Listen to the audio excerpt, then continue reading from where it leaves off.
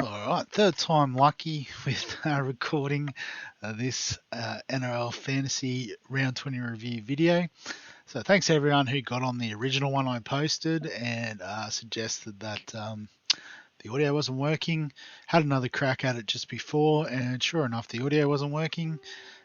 Turns out I'd stuffed up with the headset and the settings on the OBS studio that I use to record. So hopefully this one works. I did a quick test and sounds like I've set it up all right, but less about that, more about the review. So I'll just get rid of that until I was having a look before. So 909 points for round 20, which is good enough for the top 5k this week, which is always a win, and just outside the top 10k overall now. So exciting times. I guess, I'll just quickly go through the highlights. Obviously, Fanua Blake with 75 was fantastic. I didn't see the game, but seeing the score, that's enough. I did see Josh Curran play on Sunday, and looks like he's taken over from Max King as that sort of big middle forward there at the Dogs. So I think, he's got a good role and definitely want to try to keep in the team. The edges, both good. Kalamatangi for feeder, awesome. Captain Cleary, and that worked out fantastically with a 76-point return for him. Kiraz was good, as always, with his try, boosting that up to a 50. And then Tommy Turbo, Sunday Arvo, 4 points park. You love to see it. 91 points from him.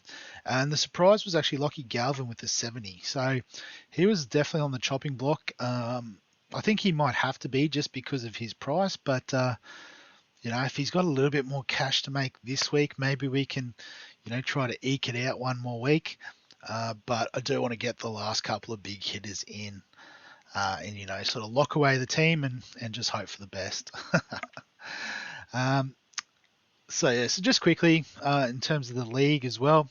So just a shout out to Big Keith, who, got an 889, which I think was actually third best in the round. So Para Beast with an 894, and then unfortunately for Big Keith, I've got 909 this week, which was actually the highest in the league. I was a little bit surprised by that. So I guess the aggressive trading paid off this week. And if we look at the matchup real quick, it was really just the captaincy, for feeder versus Cleary. Unfortunately for me, Cleary got 20 points extra. Which, would have been enough for Big Keefy to get over the top. He had Wade Egan, 66 points on the bench. Marzu, 48 points off the bench. I guess I had Tommy Turbo as well, which was the other nice little leg up there. But super competitive matchup this week. So just in terms of my trades for this week initially, I've already gone ahead and done them a couple of times now. But just to explain so people can actually understand, I'm sort of taking on Braden Trindle as a value option as a keeper in the halves for the rest of the year, given Nico Hines is going to be out for most of it.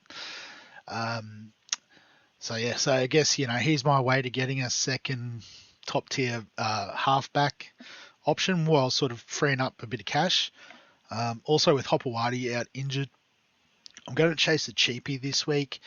I put Fatape in just because he was the one I could remember, but it could be young Finu, the halfback for the Tigers.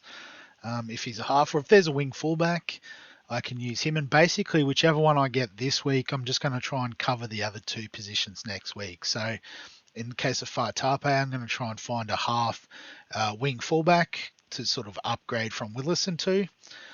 So it could be someone like a KO Weeks. Even though I did have him, I'm happy to trade him back in. That sort of move. I'd like to keep Wishart, but Munster comes back. I think Wishart just reverts back to the bench, unfortunately, and loses all that value. But I guess doing those moves does allow me to upgrade my middles. So Haas and Barnett, the last two. So Max Plath, I'm happy to chop. Lockie Galvin, not as happy to chop. But I guess, it's extra 200k on Willison. So I guess the one thing is maybe Barnett at 860 we just sort of write off as too expensive. But I guess if we look at the way the team will set up, I haven't sort of ordered that bit too well. Push Willison down. So, got Grant at hooker with Marnie as backup. So pretty happy with that combination. The middles where, we've got all the big hitters now. We've got Fanua Blake, Haas, Barnett, Yo, and Curran. Also, Kalamatangi sort of covering the edge. So, maybe Barnett is a bit of overkill. I've already got Kalamatangi and Curran that can sort of swing around and cover the two positions. Cleary and Trindle in the halves. Currently only got Hands and Gray as backup, which, Gray's not going to be forever. You'd imagine with Latrell back in a couple of weeks. So that's one other thing I need to consider. But Kiraz and Tanga I'm happy to have as my centres. Tedesco, Trbojevic and Edwards when he returns. So I'm hoping he's back around the same time as Latrell and then, straight swap for Gray. And then, it's just having the sort of coverage in these positions.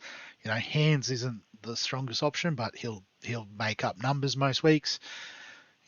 Wilson, he's like, with all the middle and edge covers I've got, he's the one I'm happy to flip. Probably, another half or wing fullback type cover. Again, it depends on who this guy is at the end of this week. It might be Faatape, it might be Finu, it might be a wing fullback of some description.